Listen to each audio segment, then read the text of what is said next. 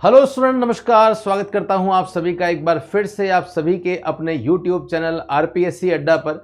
Guys, आज का session आप सभी के लिए बहुत इंपॉर्टेंट होने वाला है और आज हम एक ऐसे सब्जेक्ट के बारे में बात करेंगे, एक ऐसे कोर्स के बारे में बात करेंगे जो इससे पहले कभी भी हमारे यूट्यूब चैनल पे हम लोगों ने डिस्कशन नहीं किया है। बहुत सारे स्टूडेंट रेगुलर बेसिस पे अपनी इंक्वायरी जनरेट करते थे कि sir specially UGC net paper 2 का जो इकोनॉमिक्स है वो आप कब लॉन्च करेंगे, क्योंकि इससे पहले कॉमर्स वाला पोर्शन चल रहा था। काफ़ी सारी चीज़ें थी जो कॉमर्स और इकोनॉमिक्स में कॉमन होती है, इवन माइक्रो इकोनॉमिक्स में, इंडियन इकोनॉमी में। लेकिन आप जानते हैं कि जो स्पेशली इकोनॉमिक्स वाला जो पोर्शन होता है वो थोड़ा सा डेप्थ होता है और थोड़ी सी जो इकोनॉमिक्स है वो भी अलग होती है। तो जब तक हमको अपने आप पे कॉन्फिडेंस नहीं था कि हम लोग ये कर सकते हैं, हमने इसको लॉन्च नहीं किया। या आप ये समझ सकते हैं कि कोई एक ऐसे एक्सपर्ट नहीं मिल पा रहे थे जो स्टूडेंट को एक्चुअल में उस लेवल तक प्रिपरेशन करवा सके। लेकिन बस अब वो तलाश खत्म हो चुकी है और आप सभी के लिए बहुत बड़ी गुड न्यूज़ है। ये सेशन बड़ा इंपॉर्टेंट तो होने ही वाला है, साथ में हमारी प्लानिंग क्या होने वाली है आप सभी के साथ में, मैं उसके बारे में भी आप लोगों से डिस्कशन करने वाला हूं। आप लोगों को दिख तो रहा ही होगा कि यूजीसी नेट में इकोनॉमिक्स के लिए यह सेशन है और इस सेशन में हम लोग स्पेशली बात करेंगे कि आपका जो पूरा सिलेबस है, जो 10 यूनिट है आपके पास में, तो वो पूरी 10 यूनिट कौन कौन सी है, कैसे सिलेबस को आप प्लान आउट कर सकते हैं, कौन कौन से टॉपिक हैं जो मोस्ट इंपॉर्टेंट है और कैसे इस एग्जाम को क्रैक किया जा सकता है। क्योंकि मैं जिनको बुलाने जा रहा हूं वो खुद इस एग्जाम को क्रैक कर चुके हैं, तो डेफिनेटली आपको एक स्मार्ट स्ट्रेटेजी बता सकते हैं वो कि कैसे उन्होंने क्रैक किया था और उनके साथ में अब आप कैसे उस एग्जाम को क्रैक कर सकते हैं, उसके बारे में डिटेल में हम लोग इस सेशन में डिस्कशन करेंगे। अगर आप इस एग्जाम की प्रिपरेशन कर रहे हैं, इकोनॉमिक्स के स्टूडेंट हैं, और चाहे आप यूजीसी नेट इकोनॉमिक्स की प्रिपरेशन कर रहे हैं या फिर हरियाणा की असिस्टेंट प्रोफेसर इकोनॉमिक्स की प्रिपरेशन कर रहे हैं या किसी भी स्टेट के या सेंट्रल गवर्नमेंट के जो पीजीटी इकोनॉमिक्स का पेपर होता है उसकी प्रिपरेशन कर रहे हैं, तो आप सभी के लिए अब वन स्टॉप सॉल्यूशन जो है वो आरपीएससी अड्डा पे होने वाला है। तो अगर आप इकोनॉमिक्स के स्टूडेंट हैं तो आप सभी के लिए हम लोगों ने एक व्हाट्सएप ग्रुप बना दिया है, लिंक आपको नीचे डिस्क्रिप्शन में दे रखा है, आप उसको ज्वाइन कर लो। सर, ज्वाइन करने से बेनिफिट्स क्या होंगे? बेनिफिट्स ये होंगे कि इकोनॉमिक्स से रिलेटेड जितने भी एमसीक्यूज हैं, नोट्स हैं, वो हम आपको शेयर करते रहेंगे इस ग्रुप में। और खास बात क्या है कि इस ग्रुप में चैट ओपन रहती है, तो आप लोग आपस में डिस्कशन कर सकते हैं। कोई क्वेश्चन है, उस पर डाउट डिस्कस करना है, कुछ भी करना है, आप यहां पे कर सकते हैं। चैट 100% ओपन ही रहती है, तो डिस्क्रिप्शन में लिंक है, उसे आप जरूर ज्वाइन कर लेना।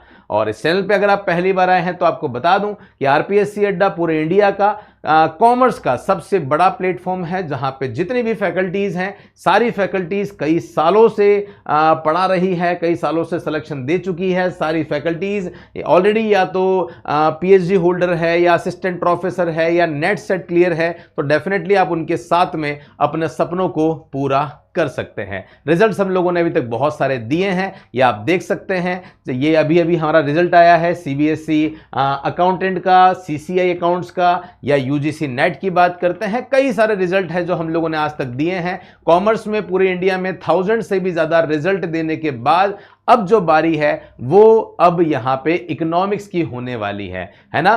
तो गाइज, हम लोगों ने हमारा सिलेबस भी लॉन्च कर दिया है। आप जाके नीचे डिस्क्रिप्शन में जो लिंक आपको दे रखा है एप्लीकेशन का, वो आप डाउनलोड कर लीजिए, वहां से कंटेंट को आप चेक कीजिएगा। यूजीसी नेट पेपर 2 का इकोनॉमिक्स का कंप्लीट सिलेबस हम लोगों ने लॉन्च कर दिया है। और कोई भी अगर आपको डाउट आ रहा है, कोई प्रॉब्लम है, तो इस नंबर पे आप हमें कॉल या मैसेज करके अपनी इंक्वायरी को जनरेट कर सकते हैं।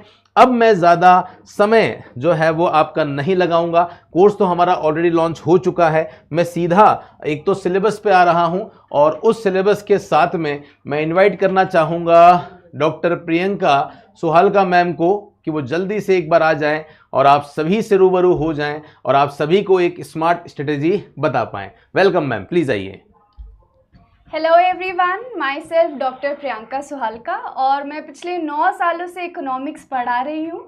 मैं अपने आप को पूरी तरह से इम्प्रूव करने की कोशिश करती रहती हूँ, so that my students get the most benefit of that.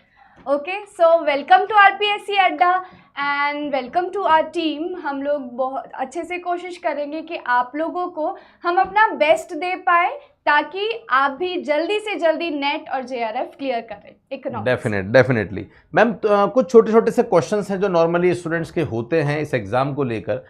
जैसा हम जानते हैं कि इसमें 10 यूनिट्स होती है और बहुत टफ पड़ती है, कुछ स्टूडेंट बहुत ज़्यादा डरते हैं, बहुत डेप्थ क्वेश्चंस आते हैं। तो एक तो कैसे इस एग्ज़ाम को स्टूडेंट क्रैक कर सकते हैं, क्या एक स्मार्ट स्ट्रेटेजी जो है वो इस एग्ज़ाम के लिए हो सकती है, और कैसे हम उनको एक अच्छा जो है वो बेस उनका अच्छे प्रिपेयर कर सकते हैं। तो आज उसी के लिए हम लोग सिलेबस सबसे पहले डिस्कस करेंगे और सिलेबस डिस्कशन से हमें ये पता चलेगा कि कौन से क्वेश्चंस रिपीटेडली आते रहते हैं, कौन से क्वेश्चन से हम लोग अपना नेट आराम से क्लियर कर सकते हैं, क्योंकि कुछ टॉपिक्स बहुत इंपॉर्टेंट होते हैं जो रिपीटेडली आते हैं। और हमने देखा है कि over the past years mathematical part economics में बढ़ता जा रहा है, तो हम उस पर भी अच्छे से फोकस करने वाले हैं ताकि आप लोग कहीं से भी पीछे ना रहें और अपडेटेड कोर्स के साथ में आपको अपडेटेड सिलेबस अच्छे से यहाँ पे कवर करवा सके हम। बहुत बढ़िया गाइस, तो काफ़ी मज़ा आने वाला है आपको सेशन में। तो अब मैं सीधा जो माइक है वो मैम को ही दे रहा हूँ और अब मैम आपको बताएंगे पूरे सिलेबस को, बहुत अच्छी तरीके से मैम डिस्कस करने वाले हैं। तो मैम प्लीज़ स्टूडेंट्स को गाइड कीजिए क्या इसका सिलेबस है और कैसे वो प्रिपरेशन कर सकते हैं, प्लीज़ लीजिए। Thank you so much sir.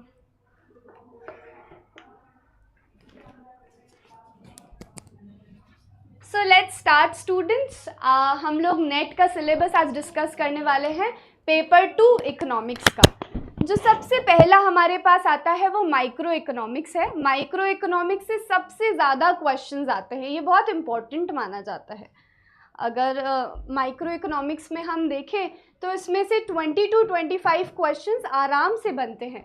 पहले अगर हम देखें तो ये डिवाइडेड था, 10 जो क्वेश्चंस थे हर यूनिट से बनते हैं, बट माइक्रो से क्यों ये मेजरली हो गया है, क्योंकि माइक्रो इकोनॉमिक्स मैथमेटिकल पार्ट के साथ में अब जो जुड़ गया है, जिसकी वजह से consumer surplus, producer surplus, profit maximisation, ऐसे बहुत सारे मैथमेटिकल इक्वेशंस और मैथमेटिकल टर्म्स हैं जिससे माइक्रो इकोनॉमिक्स के क्वेश्चंस बनते हैं, राइट। तो इसी वजह से हम माइक्रो इकोनॉमिक्स को सबसे ज़्यादा वेटेज देते हैं यहाँ पे। और हम इसमें कौन कौन से हैं वो देखेंगे।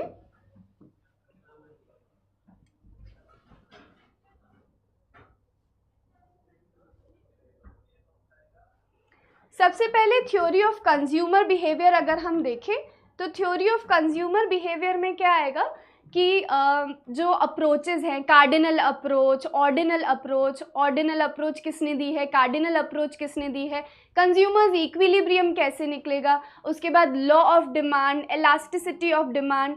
हम लोगों के पास में इसमें बहुत इंपॉर्टेंट टॉपिक्स भी जैसे आते हैं, income effect, substitution effect, price effect. तो ये सारे टॉपिक्स से बहुत बार क्वेश्चंस आ चुके हैं, तो हम वही रिपीटेडली देखने वाले हैं।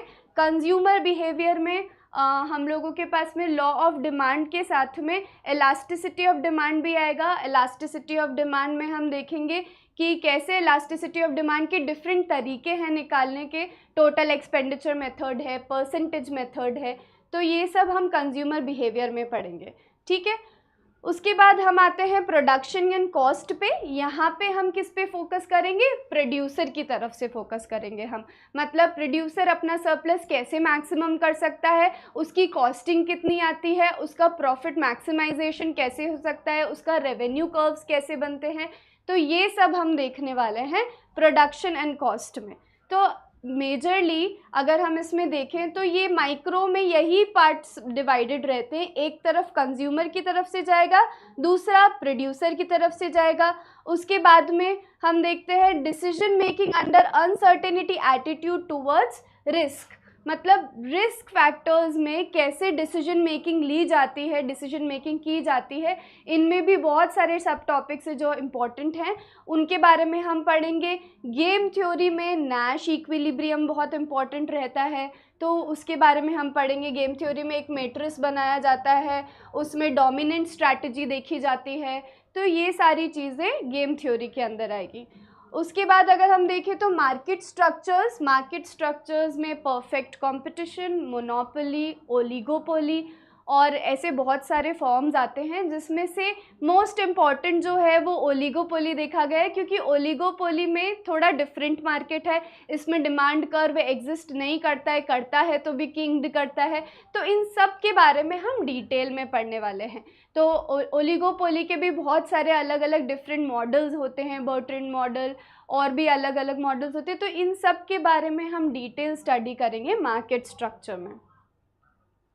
उसके बाद competitive and non competitive equilibria and their efficiency properties, ये सब मार्केट स्ट्रक्चर के अंडर ही हम देखेंगे कि कैसे कोल्यूसिव नॉन कोल्यूसिव मार्केट्स होते हैं, इनके अंदर हम कैसे डीपली जाके ये देख सकते हैं कि कंपटीशन कट थ्रोट भी होता है और नॉन कॉम्पिटिटिव होता है तो वो कैसा होता है, जहाँ पे प्राइजेस डिसाइड कर ली जाती है और वो नॉन कॉम्पिटिटिव फॉर्म में आ जाते हैं। तो ये सब हम डिफरेंट चीज़ें देखेंगे इसमें। नेक्स्ट है फैक्टर प्राइसिंग। फैक्टर प्राइसिंग अगर हम देखें तो it is majorly related two factors of production. तो इन फैक्टर्स ऑफ प्रोडक्शन का प्राइजेस कैसे डिसाइड होता है वो हम देखने जाएंगे। उसमें प्राइजेस जो है वो सप्लाई और डिमांड पे ही डिपेंड करेगा। तो वो जो हमारी कर्व्स हैं, कॉस्टिंग कर्व, रेवेन्यू कर्व, इसमें एमआरपी कर्व बनेंगे, तो उसके हिसाब से हमें पता चलेगा कि हमारी जो फैक्टर्स ऑफ प्रोडक्शन है उनकी प्राइजेस कैसे डिसाइड होंगे, right.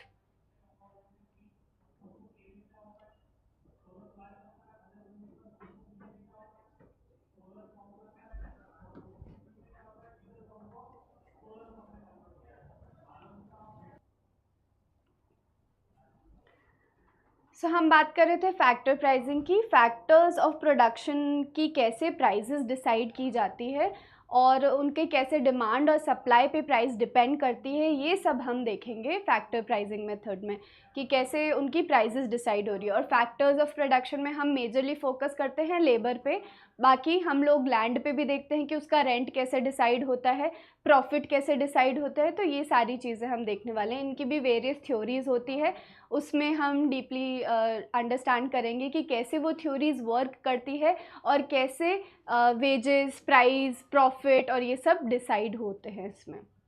Next, general equilibrium analysis. General equilibrium analysis में अगर हम देखें तो इक्विलिब्रियम एनालिसिस माइक्रो में दो टाइप का होता है, जो पार्शियल होता है एक और एक जनरल होता है। तो हम दोनों को अच्छे से स्टडी करने वाले। पार्शियल में मतलब जब हम इक्विलिब्रियम देखते हैं किसी एक सेक्टर में, एक इंडिविजुअल कंज्यूमर के लिए, प्रोड्यूसर के लिए, बट जनरल इक्विलिब्रियम हम देखते हैं पूरे इकोनॉमी के लिए, ठीक है। तो ये सारी चीज़ें हम जनरल इक्विलिब्रियम एनालिसिस में देखने वाले हैं। देन नेक्स्ट है efficiency criteria, Pareto optimality, Kaldor Hicks and wealth maximization. तो ये सारे एफिशिएंसी क्राइटेरियाज है, कैसे एफिशिएंसी को इंक्रीज़ किया जाता है, परेटो ऑप्टिमल कौन सा पॉइंट होता है, और कार्डर-हिक्स की जो वेल्थ मैक्सिमाइजेशन की थ्योरी है उनको हम देखेंगे। तो ये सारी चीज़ें हम तभी अच्छे से कर पाएंगे जब इनकी सारी पर्टिकुलर स्ट्रैटेजीज़ और पर्टिकुलर थ्योरीज़ को हम देख पाएंगे, ओके। नेक्स्ट है वेलफेयर इकोनॉमिक्स। वेलफेयर इकोनॉमिक्स में हम देखते हैं सोशल वेलफेयर फंक्शंस, और इनमें हमने देखा है कि पीगू की बहुत सारी थ्योरीज़ हैं। और इसमें वेलफेयर इकोनॉमिक्स में मेजरली बात करते हैं सोसाइटी के वेलफेयर के लिए जो भी थ्योरीज़ और लॉज दिए गए हैं वो कैसे काम करते हैं और किस तरह से ये इफ़ेक्टिव होंगे जब ये इकोनॉमिक्स हम पढ़ेंगे तो, ठीक है। नेक्स्ट है asymmetric information, adverse selection and moral hazard. इसमें हम लोग अपने इंश्योरेंस वगैरह के टाइम पे देखा होगा कि ये जो मॉरल हैज़ार्ड और एडवर्स सिलेक्शन के प्रॉब्लम्स हम मोस्टली फेस करते हैं, सो ये एसिमेट्रिक इन्फॉर्मेशन की वजह से होता है। तो इनको हम अच्छे से अंडरस्टैंड करने की कोशिश करेंगे कि जब मार्केट में इंफॉर्मेशन पूरी तरह से सर्कुलेट नहीं होती है तो वो कैसे प्रॉब्लम क्रिएट करता है। जब कंज्यूमर और जो सेलर है उन दोनों के बीच में इंफॉर्मेशन गैप होता है तो किस तरह से प्रॉब्लम्स को क्रिएट करता है, वो हम adverse selection and moral hazard की थ्योरीज़ में पढ़ेंगे। आगे हम देखते हैं माइक्रो इकोनॉमिक्स, इसीलिए मैंने आपको बताया है कि इम्पोर्टेंट सबसे माना गया है, इसका वेटेज सबसे ज़्यादा नेट में देखा गया है मोस्टली, ओके। नेक्स्ट अगर हम देखें तो नेक्स्ट है हमारा मैक्रो इकोनॉमिक्स। मैक्रो इकोनॉमिक्स में भी हर बार आप देखेंगे 10 to 15 क्वेश्चंस पक्के रहते ही हैं, okay. So 10 to 15 questions macro economics में से भी आते हैं। उसमें नेशनल इनकम बहुत इंपॉर्टेंट माना जाता है क्योंकि बहुत सारे क्वेश्चंस लास्ट ईयर, अगर दिसंबर की बात करें हम, तो दिसंबर नेट में नेशनल इनकम के क्वेश्चंस बहुत थे। इनफैक्ट जो अनसीन पैसेज था वो भी नेशनल इनकम के बेसिस पे ही था। सो नेशनल इनकम बहुत इम्पॉर्टेंट है। आपको पता ही होगा नेट में 2 अनसीन पैसेज आते हैं और वो अनसीन पैसेज में 5-5 क्वेश्चंस रहते हैं उन पैसेजेस के बेस पे। तो वो जो एक पैसेज था, मतलब 5 क्वेश्चंस डायरेक्ट नेशनल इनकम से उस टाइम पे आए थे, राइट। ओके, नेक्स्ट हम देखेंगे determination of output and employment, classical and Keynesian approach. इसमें आउटपुट और एम्प्लॉयमेंट को कैसे डिटरमाइन किया जाता है, देयर आर 2 अप्रोचेस, एक क्लासिकल है और एक केनेशियन है। सो ये वाली अप्रोचेस में क्या डिफरेंस है, कैसे आउटपुट और एम्प्लॉयमेंट डिसाइड होगा, और कीन्स की क्या क्या अजम्पशंस हैं, क्लासिकल की क्या क्या अजम्पशंस हैं, ये अजम्पशंस कितने इम्पॉर्टेंट हैं, इन सब सारी चीज़ों के बारे में हम इसमें पढ़ेंगे, ठीक है। नेक्स्ट है कंजम्पशन फंक्शन। तो कंजम्पशन फंक्शन को भी हम डिटेल में पढ़ेंगे, कैसे एमपीसी बढ़ने से प्राइस लेवल इम्पैक्ट होता है, एग्रीगेट डिमांड को इम्पैक्ट करेगा, एग्रीगेट डिमांड कर्व और कंजम्पशन कर्व कैसे रिलेटेड होते हैं, average propensity to save, average propensity to consume, इन सारी चीज़ों को हम डिटेल में पढ़ेंगे क्योंकि ये सारी चीज़ें पढ़ने से हमें पता चलेगा कि इनके जो न्यूमेरिकल क्वेश्चंस हैं कि जब इकोनॉमी इक्विलिब्रियम में है और इनकम दे रखी है, इन्वेस्टमेंट दे रखा है, आपको कंजम्पशन कैलकुलेट करना है, तो ये सारी चीज़ें भी आप इससे समझ सकते हो। नेक्स्ट है इन्वेस्टमेंट फंक्शन। इन्वेस्टमेंट फंक्शन से आपको ये पता चलेगा कि चेंज इन इन्वेस्टमेंट से कितना चेंज इन इनकम होता है, मतलब मल्टीप्लायर इफ़ेक्ट हम इसमें देखेंगे इन्वेस्टमेंट का। तो इन्वेस्टमेंट का मल्टीप्लायर इफ़ेक्ट से ही रिलेटेड फिर हमारा आगे भी है मल्टीप्लायर एंड एक्सेलरेटर।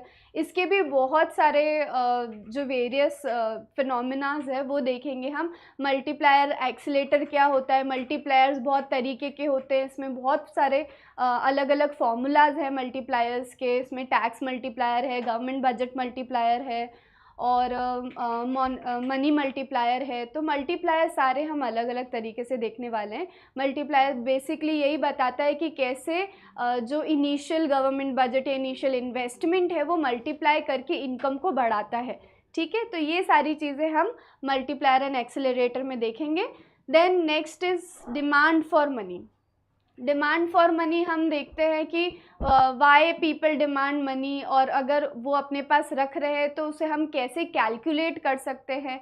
ये सारा डिमांड फॉर मनी और सप्लाई ऑफ मनी बहुत रिलेटेड कंसेप्ट्स हैं। इनमें से बहुत सारे क्वेश्चंस बनते हैं क्योंकि डिमांड फॉर मनी के बहुत सारे अपडेटेड वर्जन्स भी आते रहते हैं जिसमें हम सप्लाई ऑफ मनी भी देखते हैं और सप्लाई ऑफ मनी में हम लिक्विडिटी मेजर्स भी देखते हैं। बहुत सारी ऐसी चीज़ें भी होती है जो हमें ये बताती हैं कि ये सप्लाई ऑफ मनी कैसे कैलकुलेट किया जा सकता है। देन आरबीआई की वर्किंग इसमें आती है, आरबीआई की वर्किंग आती है, what are the functions of RBI. Then जो आरबीआई के मेजर्स है, क्वांटिटेटिव क्वालिटेटिव मेजर्स, वो कैसे मनी की सप्लाई को कंट्रोल करने में हेल्पफुल होते हैं, ये सब हम देखने वाले हैं। इन्फ्लेशन डिफ्लेशन कैसे कंट्रोल हो सकता है वो देखेंगे। देन ISLM मॉडल अप्रोच, इसमें मनी मार्केट और गुड्स मार्केट दोनों को कंबाइन करके और फिर बताया गया है कि कैसे हम लोग इक्विलिब्रियम देख सकते हैं मनी मार्केट के चेंजेस से इक्विलिब्रियम में कैसे डिफरेंस आता है। देन अगर गुड्स मार्केट में देखते हैं तो उसमें चेंजेस से क्या इक्विलिब्रियम में चेंजेस आते हैं।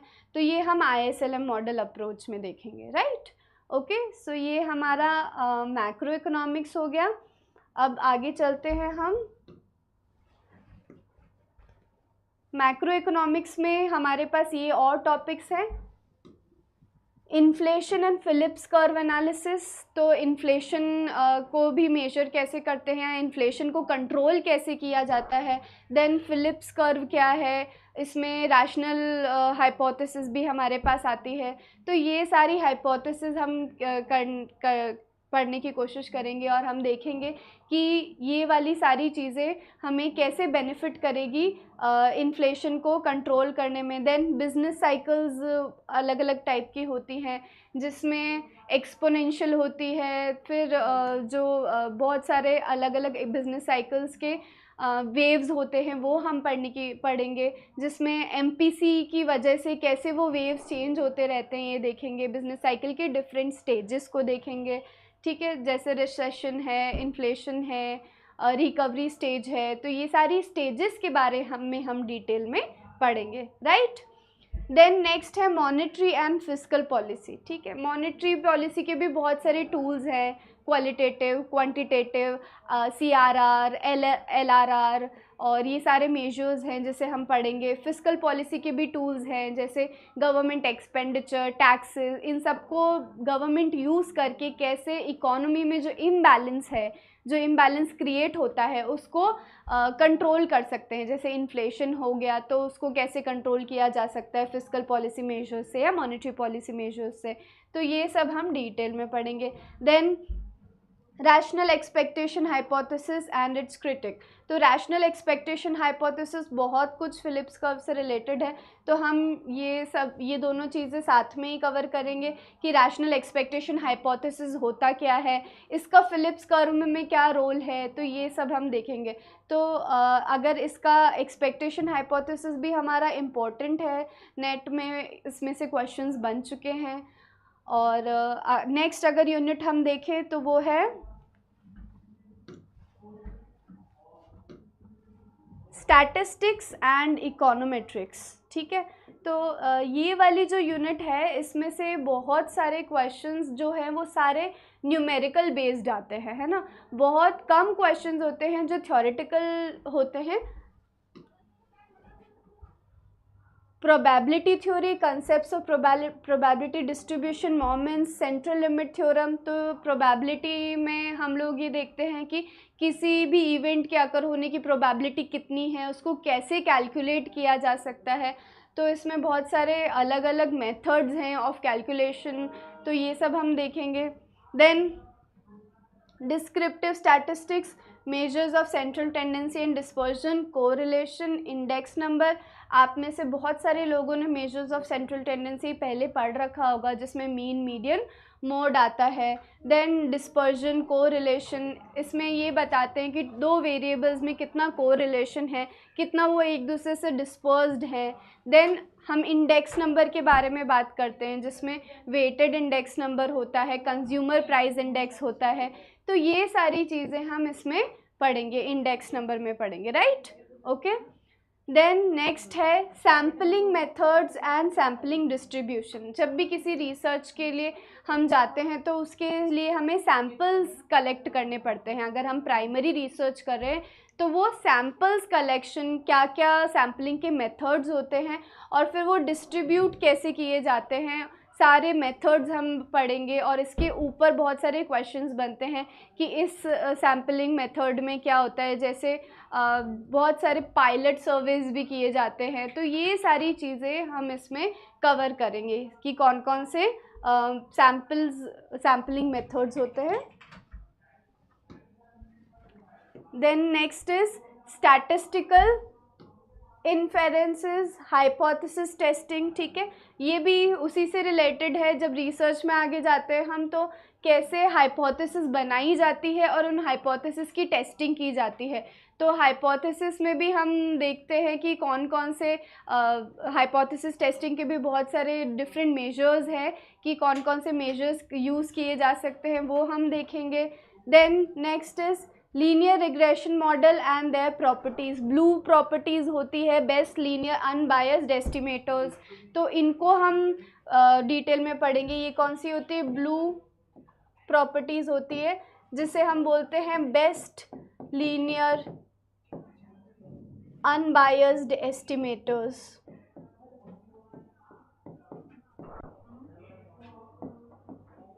तो इनको हम अच्छे से डिटेल में पढ़ेंगे। देन आइडेंटिफिकेशन प्रॉब्लम है, साइमल्टेनियस इक्वेशन मॉडल है, recursive and non recursive, discrete choice model है, टाइम सीरीज एनालिसिस है। ये इतने इसमें से क्वेश्चंस अभी तक नेट में नहीं आए हैं, but then to actually avoid the possibility of getting these questions we will cover all the topics once, but उन टॉपिक्स पे ज़्यादा हाईलाइट किया जाएगा जो टॉपिक्स आपके एग्ज़ाम में अगेन एंड अगेन रिपीटेटिवली आए हैं। अगर हम देखें तो ये वाला रेशियो मोस्टली 60-30 का रहता है कि जो रिपीटेड क्वेश्चंस हैं वो मोस्टली 60% ऑफ द पेपर आपका ऐसा होता है कि आप प्रिडिक्ट कर सकते हैं, right, but 30% of the paper आपका अनप्रिडिक्टेबल ही होगा। तो इसीलिए आपको उसके अकॉर्डिंगली प्रिपेयर करना है। इसीलिए जो क्वेश्चंस बहुत कम आए हुए हैं वो भी आपको अच्छे से कवर करने हैं ताकि आपकी जो प्रिपरेशन है वो एकदम पक्की हो। ओके, नेक्स्ट हम देखें तो हमारे पास मैथमेटिकल इकोनॉमिक्स आ जाता है। मैथमेटिकल इकोनॉमिक्स में मोस्टली जो आपका पार्ट है वो मैथ्स से रिलेटेड होगा, जिसमें अगर आपने 11th-12th में मैथ्स ली होगी तो sets, functions, continuity, sequence, series, ये सारा हमने 11th-12th के मैथ में हम कवर करते हैं। वो बहुत कुछ रिलेटेड है differential calculus and it's applications, ठीक है। तो इसमें डिफरेंशिएशन, इंटीग्रेशन, मैक्सिमा, मिनिमा कैसे कैलकुलेट करना है, क्योंकि मैक्सिमा मिनिमा बहुत सारे केसेस में होता है। 1 वेरिएबल केस में बहुत आराम से हो जाता है, बट 2 वेरिएबल, 3 वेरिएबल केसेस भी होते हैं जिसमें हमें मैक्सिमा मिनिमम कैलकुलेट करना पड़ता है। तो वो सारी चीज़ें हम इसमें देख सकते हैं। Linear algebra, matrices, vector spaces, तो जैसे मैक्सिमम मिनिमम भी कैलकुलेट करते हैं तो वो मैट्रिसेस की हेल्प से ही करते हैं। तो हमें ये सारी चीज़ें आनी चाहिए जिसकी वजह से हम जो मैथमेटिकल एप्लीकेशंस है इकोनॉमिक्स में उन चीज़ों को सॉल्व कर सकें, ठीक है ना। इनके ऊपर डायरेक्टली बेस्ड क्वेश्चंस नहीं आते, ये इकोनॉमिक्स से जो रिलेटेड क्वेश्चंस हैं वो ज़्यादा अच्छे से उसमें आते हैं। मतलब जो इकोनॉमिक्स में जो एप्लीकेबिलिटी है इन टॉपिक्स की वो अच्छे से आएंगी। Then static optimisation problems and their applications, input output model, linear programming. तो हम ये देखेंगे ना इनपुट आउटपुट में भी कि कैसे जो रॉ मटेरियल इंडस्ट्री होती है वो बेस्ड होती है फिनिश्ड गुड्स इंडस्ट्रीज़ पे, और फिनिश्ड गुड इंडस्ट्रीज़ कैसे रॉ मटेरियल इंडस्ट्रीज़ पे बेस्ड होती है। तो इनका भी हम सेट बना के और मैट्रिसेस के थ्रू ही हम सॉल्व करते हैं।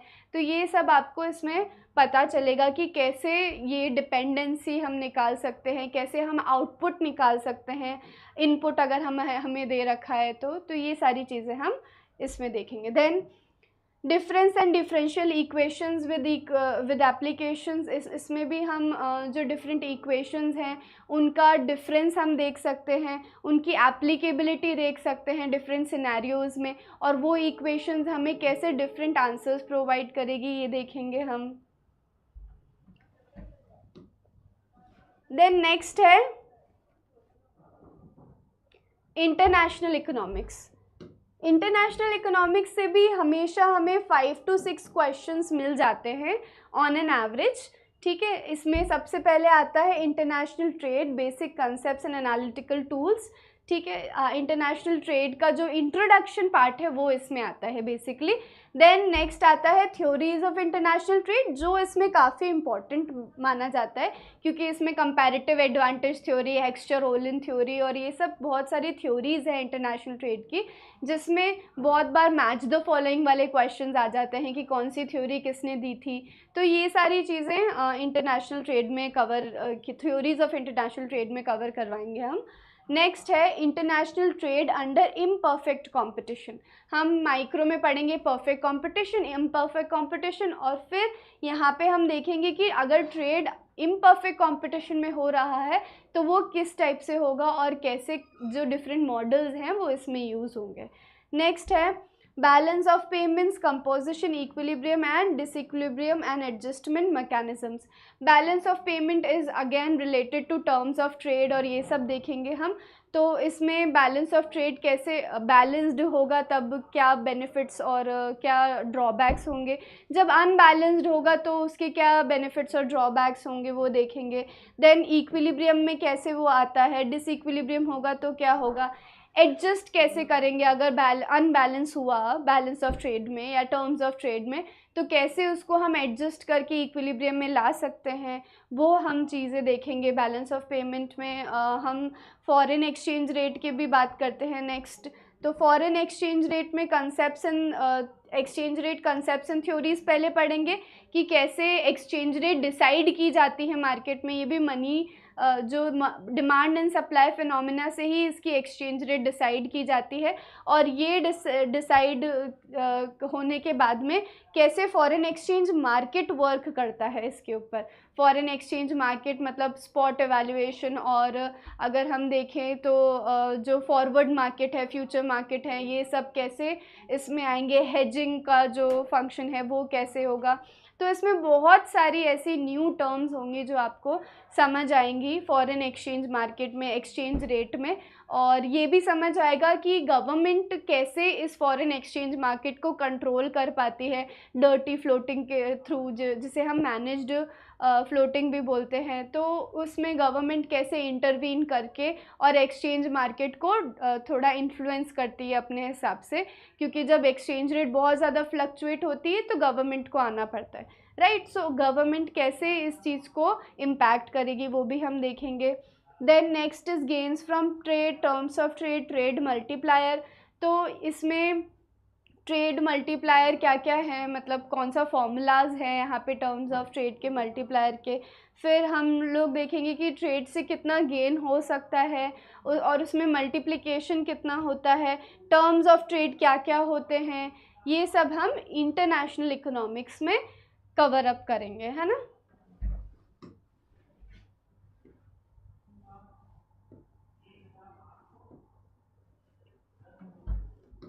जब हम इंटरनेशनल इकोनॉमिक्स के बारे में बात कर रहे हैं तो पक्का इंपोर्ट एक्सपोर्ट तो हम देख ही रहे हैं। तो इंपोर्ट एक्सपोर्ट में टेरिफ बैरियर्स भी होते हैं, नॉन टेरिफ बैरियर्स भी होते हैं। डंपिंग किसे कहते हैं, हमने देखा है कि चाइना में ये वाला बहुत अच्छे से फॉर्मूला फिनोमिना यूज़ किया गया था। तो वो कैसे यूज़ किया गया हम उसको डिटेल में समझेंगे। टेरिफ नॉन टेरिफ बैरियर्स क्यों कंट्री लगाती है, क्या उसके यूजेज होते हैं, अगर वो नहीं लगाती है या लगाती है तो उसके क्या बेनिफिट्स होते हैं, तो ये सब हम देखेंगे। देन हमारे पास बहुत सारे इंटरनेशनल ऑर्गेनाइजेशंस हैं, European Union, GATT, WTO, G20, और इन सब के बारे में हम पढ़ने वाले हैं, क्योंकि ये करंट अफेयर्स के लिए भी बहुत इम्पॉर्टेंट है कि कौन सी मीटिंग, कौन सा G20 लास्ट कब कहाँ पे अकर हुआ था, कौन कौन सी कंट्रीज़ इसमें इंक्लूडेड रहती है, तो वो सब हम समझने की कोशिश करेंगे इसमें। नेक्स्ट है IMF एंड वर्ल्ड बैंक, है ना। तो इंटरनेशनल मॉनेटरी फंड और वर्ल्ड बैंक कैसे इस मॉनेटरी सिस्टम, जो फॉरेन एक्सचेंज सिस्टम और जो पूरा इकोनॉमी, वर्ल्ड इकोनॉमी का मॉनेटरी सिस्टम है, उसे कैसे हैंडल करता है वो हम देखेंगे, इनके फंक्शंस देखेंगे। देन इनका कब आए थे, कैसे फंक्शन करते हैं, कौन कौन सी कंट्रीज़ इनसे रिलेटेड है, ये सारी चीज़ें हम देखेंगे। ओके, सो ये हो गया हमारा इंटरनेशनल ट्रेड वाला पार्ट। नेक्स्ट है हमारा पब्लिक इकोनॉमिक्स, राइट। अगर पब्लिक इकोनॉमिक्स की अगर हम बात करें तो पब्लिक इकोनॉमिक्स बहुत इम्पॉर्टेंट है, बट इसमें से क्वेश्चंस इतने आते नहीं है। मतलब अगर आप देखेंगे तो इसमें से 3 to 4 क्वेश्चंस मेजरली आ जाते हैं, या कितनी बार 5 to 6 भी चले जाते हैं, बट इससे ज़्यादा नहीं आते। बट ये है टॉपिक बहुत इम्पॉर्टेंट है और इंटरेस्टिंग है। अगर हम देखें इसमें क्या क्या होता है, market failure and remedial measures, जैसे हमने एसिमेट्रिक इन्फॉर्मेशन माइक्रो के अंदर भी पढ़ा था, उसी से रिलेटेड काफ़ी कुछ यहाँ पे होता है कि पब्लिक गुड्स क्या होते हैं, मेरिट गुड्स क्या होते हैं, प्राइवेट गुड्स क्या होते हैं, एक्सक्लूडेबिलिटी क्या होती है, तो ये सारी चीज़ें हम इसमें पढ़ेंगे। देन नेक्स्ट है रेगुलेशन ऑफ मार्केट, मार्केट को रेगुलेट कैसे किया जा सकता है, कॉल्यूसिव कैसे बनाया जा सकता है, जैसे वो जिसकी वजह से वो कंज्यूमर के लिए बेनिफिशियल हो। कितनी बार मार्केट कोल्यूट करके और वो प्रोड्यूसर बेनिफिटेड हो जाता है, मोनोपोलीज क्रिएट हो जाती है, तो उस टाइम पे मार्केट को रेगुलेट कैसे किया जाए, ये सब हम इसमें देखेंगे। देन हम बात करेंगे पब्लिक रेवेन्यू की। पब्लिक रेवेन्यू मतलब गवर्नमेंट कैसे अर्न कर रही है, कौन कौन से टैक्स रेवेन्यूज़ है, कौन से नॉन टैक्स रेवेन्यूज़ है, कौन से डेवलपमेंटल हैं, कौन से नॉन डेवलपमेंटल हैं, ये सब चीज़ हम देखेंगे। डायरेक्ट एंड इनडायरेक्ट टैक्सेस हैं, और टैक्स का जो बर्डन है वो कैसे हम शिफ्ट कर सकते हैं, किसके ऊपर ज़्यादा बर्डन आएगा। ये इलास्टिसिटी के फॉर्म में भी हम देखेंगे कि इलास्टिसिटी जिसकी ज़्यादा होगी उसके ऊपर बर्डन कम होगा टैक्स का। तो ये सब चीज़ हम डिटेल में पढ़ेंगे इसमें। Progressive and non progressive taxation देखेंगे हम कि कैसे प्रोग्रेसिव टैक्सेस के थ्रू या नॉन प्रोग्रेसिव टैक्सेस अगर होते हैं तो उससे हम बर्डन को डिवाइड कर सकते हैं। प्रोग्रेसिव के अंडर हम देखते हैं कि जो अमीर हैं, जो रिच क्लास है, उनके ऊपर टैक्सेस ज़्यादा लग पाएँ और जो लोअर क्लास है उनके ऊपर टैक्सेस कम लग पाएँ। बट हम लोगों के पास नॉन प्रोग्रेसिव टैक्सेस भी होते हैं, जैसे इनडायरेक्ट टैक्सेस जो होते हैं। इनडायरेक्ट टैक्सेस का बर्डन सब पे इक्वली ही फॉल होता है। तो ये सारी चीज़ें हम डिटेल में देखेंगे कि कैसे ये बर्डन फॉल होते हैं और कैसे इनका बर्डन शिफ्ट किया जा सकता है। Then incidents and effects of taxation. तो इसमें यही है कि इंसिडेंट्स मतलब वही जैसे टैक्स का इफ़ेक्ट किसके ऊपर ज़्यादा हो रहा है, कंज्यूमर के ऊपर ज़्यादा हो रहा है, प्रोड्यूसर के ऊपर ज़्यादा हो रहा है। प्रोड्यूसर जो सोशल वेलफेयर है, जो सोसाइटी के लिए बेस्ट है, उसके हिसाब से कैसे टैक्सेशन हम अप्लाई कर सकते हैं, वो चीज़ हम देखेंगे। देन नेक्स्ट हम देखेंगे पब्लिक एक्सपेंडिचर। आप देख सकते हैं कि पब्लिक एक्सपेंडिचर, पब्लिक रेवेन्यू, ये सब किसका पार्ट आ जाता है, गवर्नमेंट बजट का पार्ट आ जाता है। तो जब गवर्नमेंट बजट भी हम पढ़ेंगे तो उसमें भी हम देखेंगे कि एक्सपेंडिचर कौन से सेक्टर पे कितना है गवर्नमेंट का और क्यों इसी सेक्टर पे ज़्यादा फोकस किया गया है। तो ये सारी चीज़ें हम देखेंगे। एक्सपेंडिचर्स किस किस पे होता है, कैपिटल एक्सपेंडिचर्स भी होते हैं, रेवेन्यू एक्सपेंडिचर्स भी होते हैं। सिमिलरली रेवेन्यू में भी कैपिटल जो रिसीट्स भी होती है और रेवेन्यू रिसीट्स भी होती है। तो इनमें क्या डिफरेंस है, ये कैसे गवर्नमेंट इनको यूज़ करती है, ये सारी चीज़ें हम देखेंगे। Then public debt and its management, कि पब्लिक डेट क्यों लिया जाता है और अगर नहीं लेती है तो उसके क्या परिणाम हो सकते हैं, ये देखेंगे हम। पब्लिक डेट को हम डिटेल स्टडी भी कर सकते हैं। इसमें हम देखेंगे कि पब्लिक डेट कैसे मैनेज करी जाती है, फिस्कल डेफिसिट कैसे निकाला जाता है, प्राइमरी डेफिसिट कैसे कैलकुलेट किया जाता है। हम देखते हैं कि इकोनॉमी हमारी कितनी डेट के अंदर है, तो वो ग्रोथ को कितना इम्पैक्ट कर रही है, ये सब हम पढ़ेंगे इसमें। Then public budget and budget multiplier, जैसे मैंने अभी आपको गवर्नमेंट बजट का डिस्कशन किया था, इसमें बहुत कुछ आपका करंट अफेयर्स में कवर हो जाता है कि जिसमें बजट का जो मेन हाइलाइट्स होती है ना, कि गवर्नमेंट ने सबसे ज़्यादा बजट किसे अलॉट किया है, किस रेशियो में अलॉट किया है और क्यों इस सेक्टर पे ज़्यादा ध्यान दिया गया है, what are the policies, what are the policy implications, ये सब हम देखेंगे। ग्रोथ के क्या प्रोस्पेक्ट्स हैं इस बजट को लेके, और हम लोग जो लास्ट ईयर ग्रोथ थी उससे कितना आगे जा सकते हैं इससे, ये सब हम देखेंगे। तो ये सब कुछ करंट अफेयर्स का ही मोस्टली पार्ट रहता है।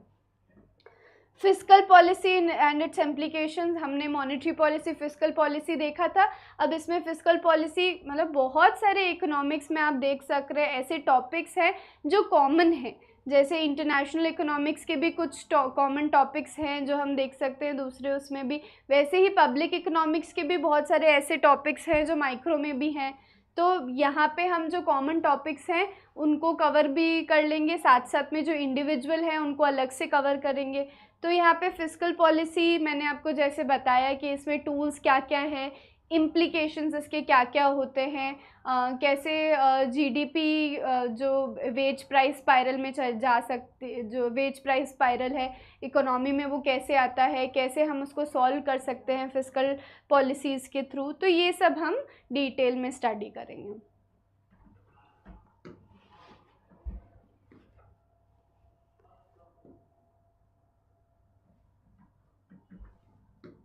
नेक्स्ट है money and banking. Money and banking अगर आप देखें तो उसमें भी हमने देखा था कि मनी सप्लाई और डिमांड, जो डिमांड ऑफ मनी है और सप्लाई ऑफ मनी है उसमें भी ये चीज़ आई थी। तो अगर यहाँ पे भी हम देखेंगे तो कंपोनेंट्स ऑफ मनी सप्लाई देख सकते हैं हम कि कौन कौन से मॉनेटरी मेजर्स होते हैं, कौन कौन से सप्लाई मेजर्स होते हैं। अगर आपने नाम सुना हो तो M1, M2, M3, M4 ऐसे बहुत सारे मेजर्स होते हैं। फिर LM1, LM2 ऐसे बहुत सारे मेजर्स होते हैं जो हम पढ़ने वाले हैं। NM वाले भी होते हैं। सो ये सारे मेजर्स हम मनी सप्लाई के देखेंगे, क्या क्या कंपोनेंट्स होते हैं। हाई पावर्ड मनी क्या होती है। हाई पावर्ड मनी जैसे बहुत इम्पॉर्टेंट माना जाता है क्योंकि इसमें से हमने बहुत बार क्वेश्चंस देखे हुए हैं। देन सेंट्रल बैंक मतलब RBI के क्या फंक्शंस हैं, वो कैसे lender to the last resort play करता है इकोनॉमी के लिए। बहुत सारे कॉमर्शियल बैंक्स को कैसे वो बैंकिंग फैसिलिटीज़ देता है। तो ये सारी चीज़ें हम देखेंगे। फिर जो नेट डिमांड ऑफ मनी है, ग्रॉस डिमांड ऑफ मनी है, इसके बारे में हम पढ़ेंगे इसमें। फिर कमर्शियल बैंकिंग के उसमें भी हम देखेंगे कि कमर्शियल बैंकिंग कैसे मनी सप्लाई क्रिएट करता है, कैसे मनी मल्टीप्लायर के through commercial banking money supply को क्रिएट करता है। जबकि एक्चुअल मनी सप्लायर तो RBI और जो गवर्नमेंट ऑफ इंडिया है वही है, but then to commercial bank भी मनी सर्कुलेट करके और मनी सप्लाई को क्रिएट करता है। तो वो सारे प्रोसीजर्स हम देखने वाले हैं इसमें। Then instruments and working of monetary policy. Monetary policy के क्या क्या इंस्ट्रूमेंट्स हैं, हमने ये पहले भी कवर किया है, मैक्रो के अंदर भी और यहाँ भी है। तो बहुत सारे कॉमन टॉपिक्स हैं जो हम अलग से कवर कर सकते हैं और इसमें वही सारे इंस्ट्रूमेंट्स आएंगे, CRR, LRR, SLR। इसमें जो मॉरल सुएशन जैसे क्वालिटेटिव इंस्ट्रूमेंट्स भी आते हैं। इसमें OMO आता है, ओपन मार्केट ऑपरेशंस आते हैं। तो ये सारे इंस्ट्रूमेंट्स की वर्किंग हम पढ़ेंगे कि ये इंस्ट्रूमेंट्स कैसे यूज़ किए जाते हैं इन्फ्लेशन और डिफ्लेशन को कर्ब करने में। ठीक है, राइट। फिर बहुत सारे नॉन बैंकिंग फाइनेंशियल इंस्टीट्यूशंस भी होते हैं, है ना। तो वो सारे नॉन बैंकिंग फाइनेंशियल इंस्टीट्यूशंस के बारे में भी हम पढ़ने वाले हैं। उनका रोल क्या होता है मार्केट में, ये हम देखने वाले हैं। उनका इम्पैक्ट कितना होता है, क्योंकि हमारा मोस्टली बैंकिंग पे डिपेंड करता है, but non banking financial institutions जैसे नाबार्ड हो गया, पोस्ट ऑफिस हो गया, तो ये वाली सारी चीज़ें भी हमारी इम्पैक्ट करती हैं मनी सप्लाई को। तो ये हम सारी चीज़ देखेंगे डिटेल में। Then capital market and its regulation. तो मनी मार्केट के साथ में हम कैपिटल मार्केट में भी देखेंगे वो कैसे रेगुलेट की जा सकती है। अगेन हम लोगों के पास में बहुत सारे इंस्ट्रूमेंट्स हैं जिससे कैपिटल मार्केट रेगुलेट किया जा सकता है। तो उन इंस्ट्रूमेंट्स को हम डिटेल में पढ़ेंगे, राइट। ओके, देन हमारी नेक्स्ट यूनिट आती है ग्रोथ एंड डेवलपमेंट इकोनॉमिक्स। यहाँ से भी ग्रोथ एंड डेवलपमेंट इकोनॉमिक्स से भी 5 to 6 क्वेश्चंस आते हैं। जैसे कि मैंने आपको बताया मोस्ट इम्पॉर्टेंट तो आपका माइक्रो मैक्रो है, पर बाकी ये सारे क्वेश्चंस भी बहुत इम्पॉर्टेंट हैं। क्यों? क्योंकि माइक्रो मैक्रो में जो क्वेश्चंस का लेवल होता है वो काफ़ी इंक्रीज़ होता जा रहा है, काफ़ी टफ होता जा रहा है। तो अगर आप दूसरी यूनिट्स से भी ये सारी चीज़ें कवर करते हैं तो ये जो इजी क्वेश्चंस है, कितनी बार direct questions growth and development से आ जाते हैं जिनमें पूछा जाता है कि मैच द फॉलोइंग में कौन सी थ्योरी, कौन सी डेवलपमेंटल थ्योरी किस इकोनॉमिस्ट ने दी है। तो ये सारी चीज़ें आपके लिए ईजी हो जाएंगी। तो पूरा कोर्स कवर करने से आपको श्योरली बेनिफिट मिलेगा। ठीक है, so growth and development economics में हम देखें तो economic growth and economic development. तो इसमें हम देखेंगे ग्रोथ और डेवलपमेंट में डिफरेंस क्या होता है। अगर ग्रोथ एक कंट्री कर रही है ग्रोथ, तो ज़रूरी नहीं है वो डेवलप भी कर रही हो।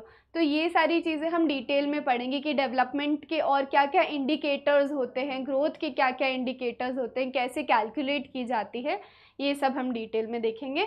Then theories of economic development, Adam Smith की theory, Ricardo, Marx, Schumpeter, Rostow, balanced and unbalanced growth, big push approach, ये सारी इकोनॉमिक्स की अलग अलग थ्योरीज़ हैं जो फेमस इकोनॉमिस्ट ने दी हैं। उनकी अपनी अपनी अलग अलग सोच है और उन सोच के हिसाब से उन्होंने ये थ्योरीज़ दी है कि इकोनॉमी कैसे डेवलपमेंट के प्रोसेस पे जाती है। इसमें बहुत सारी ऐसी थ्योरीज़ है जिनका नाम मेंशन नहीं किया गया है, बट वो इम्पॉर्टेंट है। जैसे लाइबेंस्टीन थ्योरी है, वो भी बहुत इम्पॉर्टेंट है। तो ये सारी चीज़ें हम अपने कोर्स में कवर करेंगे। जो यहाँ पे मेंशन नहीं है बट इम्पॉर्टेंट है, वो भी हम कवर करेंगे, ठीक है। सो आगे अगर हम देखें तो models of economic growth, Harrod Domar, Solow, Robinson, Kaldor. तो ग्रोथ मॉडल्स भी हम पढ़ने वाले हैं कि हैरेड-डोमार मॉडल क्या होता है, सोलो मॉडल क्या होता है, ये कैसे रिलेटेड होते हैं। इसमें बहुत जो हैरेड-डोमार मॉडल है उसमें जो एज वाला जो थ्योरी है वो बहुत इम्पॉर्टेंट है, कैसे उस थ्योरी में बहुत सारे क्वेश्चंस भी आए हुए हैं। अगर हम देखें तो नाइफ एज प्रॉब्लम करके बोला जाता है उसको। सो नाइफ एज प्रॉब्लम पे क्वेश्चंस आ चुके हैं, हम उसको अच्छे से डिटेल में पढ़ेंगे। देन नेक्स्ट है technical process, disembodied and embodied, endogenous growth. Endogenous growth के साथ में एक्सोजीनियस ग्रोथ भी होता है।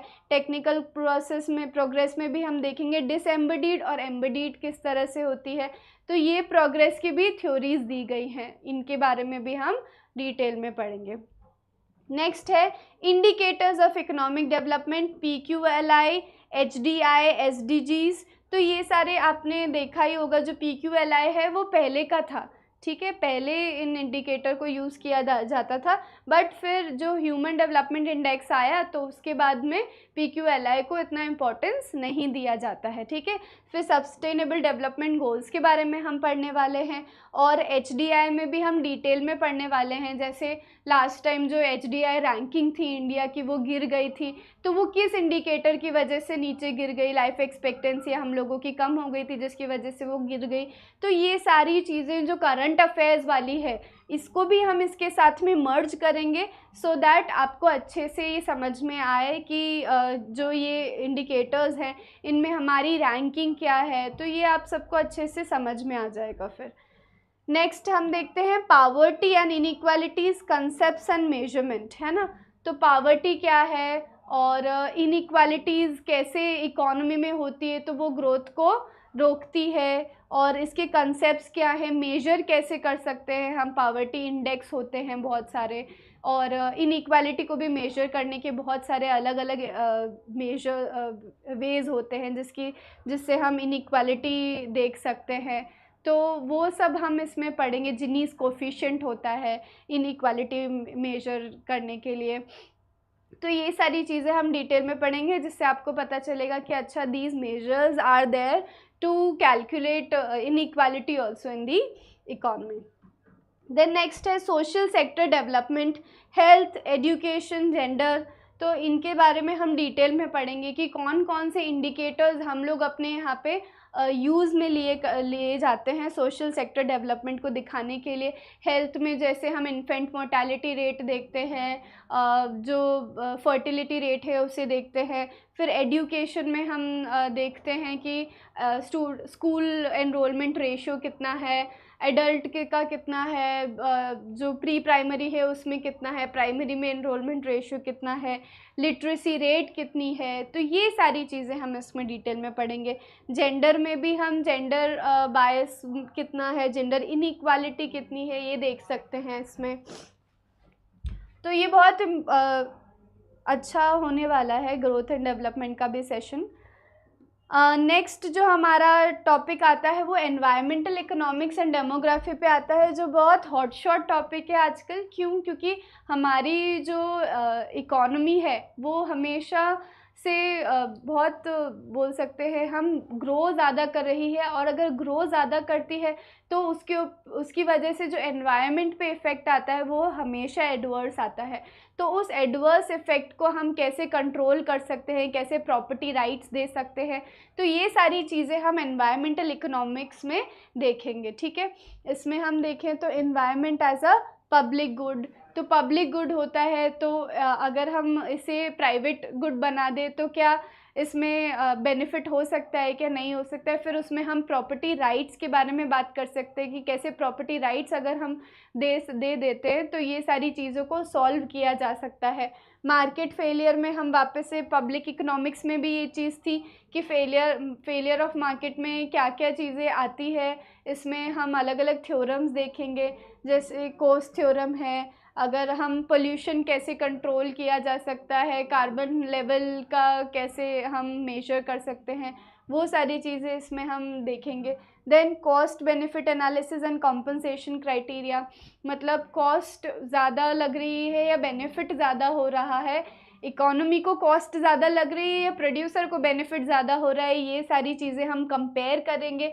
फिर कॉम्पनसेट कैसे कर सकता है, अगर जिसको बेनिफिट हो रहा है वो जिसको कॉस्ट लग रही है उसको कैसे कॉम्पनसेट कर सकता है, ये चीज़ें हम इसमें सीखेंगे, जिससे हमें ये पता चले कि अच्छा जब हम नेचुरल रिसोर्सेज यूज़ कर रहे हैं तो उस नेचुरल रिसोर्सेज को मेंटेन करना भी हमारी जिम्मेदारी बनती है। जैसे हमने हमेशा सस्टेनेबल डेवलपमेंट के बारे में बात करी है, तो ये सस्टेनेबल डेवलपमेंट जो है वो इसी से रिलेटेड है, एनवायरनमेंट इकोनॉमिक्स से ही रिलेटेड है। तो हम सस्टेनेबल डेवलपमेंट के बारे में बात करेंगे इसमें। Then valuation of environmental goods, जो एनवायरनमेंट के गुड्स हैं वो फ्री होते हैं वैसे तो, बट उनकी वैल्यूएशन कैसे निकाली जाए जिसकी वजह से उनका हम बोल सकते हैं एक्सप्लॉयटेशन ना हो और उनको अच्छे से यूज़ किया जाए, राइट। नेक्स्ट है थ्योरीज ऑफ पॉपुलेशन। पॉपुलेशन के भी बहुत अलग अलग थ्योरीज़ है।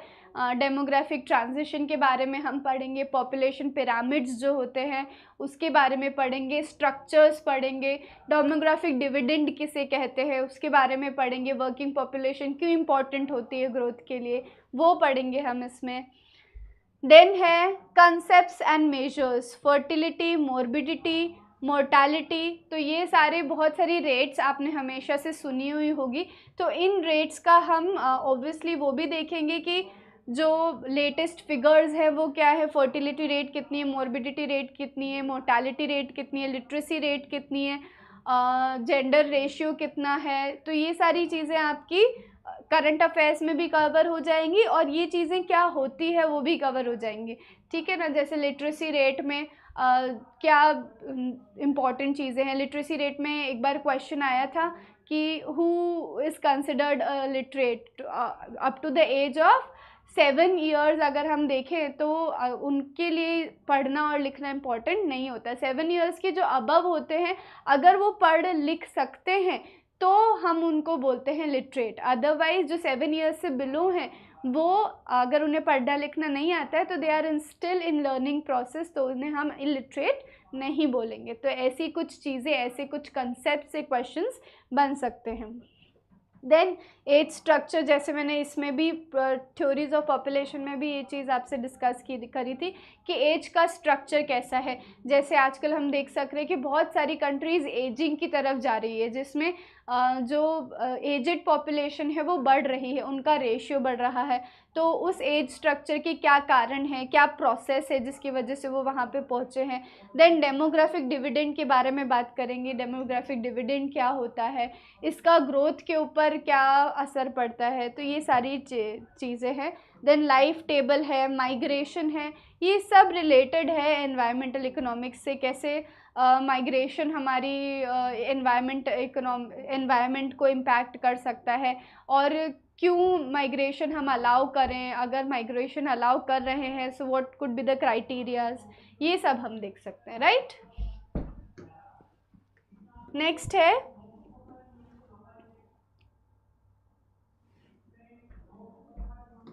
Indian economy. इंडियन इकोनॉमी से भी आजकल जो क्वेश्चंस है वो इंक्रीज़ हो रहे हैं। क्यों इंक्रीज़ हो रहे हैं? क्योंकि करंट अफेयर्स जो इंडियन इकोनॉमी का है वो बहुत इम्पॉर्टेंट है।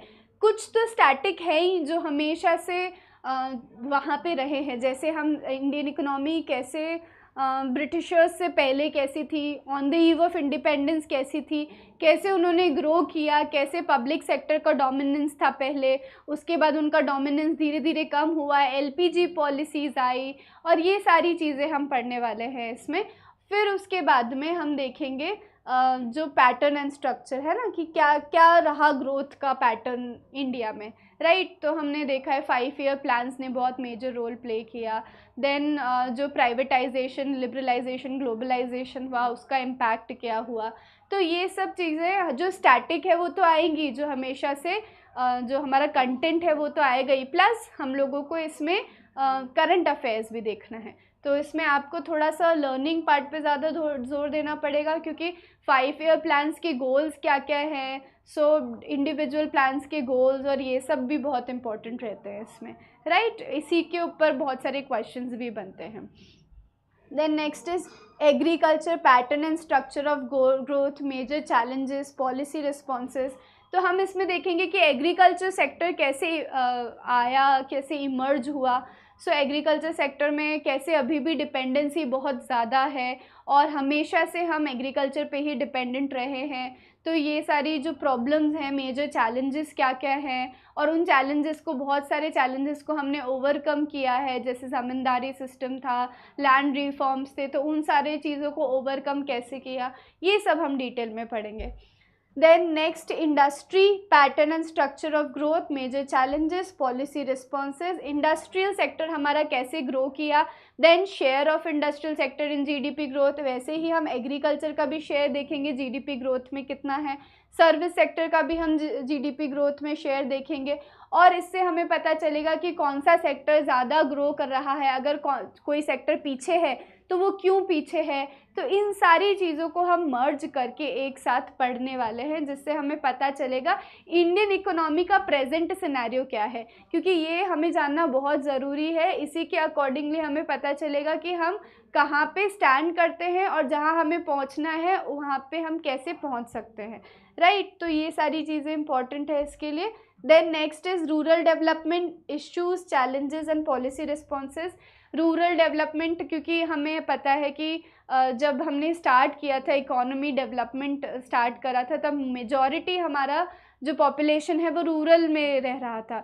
तो इसीलिए रूरल डेवलपमेंट कैसे हुआ, वहाँ पे हमने जो इनिशिएटिव्स लिए, पॉलिसीज़ बनाई, उनको इम्प्लीकेशंस कैसे हुए, उन पॉलिसीज़ के क्या इम्प्लीकेशंस थे, देन उसका जो एप्लीकेशन था पॉलिसी का वो कितना अच्छे से हुआ, ये सब हम देखने वाले हैं। Then next is urban development issues, challenges and policy responses. Again urban development में भी हम एम्प्लॉयमेंट, अनएम्प्लॉयमेंट के बारे में बात करेंगे। देन कौन कौन से चैलेंजेस हैं जो लोग फेस कर रहे हैं अर्बन डेवलपमेंट में, इश्यूज़ हैं, वर्किंग फोर्स को कैसे बढ़ावा मिल रहा है, ये सब हम देखेंगे, ठीक है। फॉरेन ट्रेड जो वापस से किसका पार्ट आ जाता है, इंटरनेशनल ट्रेड का बहुत कुछ इसमें हम कवर कर सकते हैं, जिसमें structure and direction. Then BOP, BOP is what, balance of payment, जो हम ऑलरेडी डिटेल में इंटरनेशनल ट्रेड में पढ़ेंगे। Then flow of foreign capital, trade policies, ये पूरा ही अगर हम सेक्शन देखें तो इंटरनेशनल ट्रेड में आराम से कवर हो जाएगा। बट यहाँ पे ये इसलिए दे रखा है क्योंकि इंडियन इकोनॉमी के जो लेटेस्ट फिगर्स हैं वो हमको यहाँ से मिलेंगे कि एक्सपोर्ट किसका, कौन से गुड का सबसे ज़्यादा हो रहा है। अगर हम लोग देखें तो हमारा कैसे जो स्ट्रक्चर है फॉरेन ट्रेड का वो चेंज हुआ है, तो ये सारी चीज़ें हम इसमें पढ़ेंगे, राइट। तो हमें लेटेस्ट फिगर भी देखने हैं इसमें, इसीलिए इंडियन इकोनॉमी में यहाँ पे इम्पोर्टेंट है। नेक्स्ट हम देख सकते हैं इंफ्रास्ट्रक्चर डेवलपमेंट। इंफ्रास्ट्रक्चर डेवलपमेंट में भी हम देखेंगे physical and social, then public private partnerships भी है इसमें हम देखेंगे कि कैसे जो ग्रोथ के लिए इंफ्रास्ट्रक्चर का डेवलपमेंट है वो बहुत इम्पॉर्टेंट है। तो पब्लिक प्राइवेट पार्टनरशिप्स कितनी अच्छे से वर्क करी है, कैसे अभी तक हम देख सक रहे हैं कि जो पब्लिक है वो डिसइन्वेस्ट कर रही है और ज़्यादा से ज़्यादा प्राइवेट कर रही है, तो इसे हम डिटेल में पढ़ेंगे। ओके, सो यहाँ पे हमारी सारी 10 यूनिट्स को कवर करा है और हम कैसे डिटेल में इन टॉपिक्स को पढ़ने वाले हैं मैंने आपको वो बताया है। आई होप हम लोग आगे चल के साथ में इन सारी यूनिट्स को अच्छे से कवर करें and you perform the best in your net exam. Best of luck students.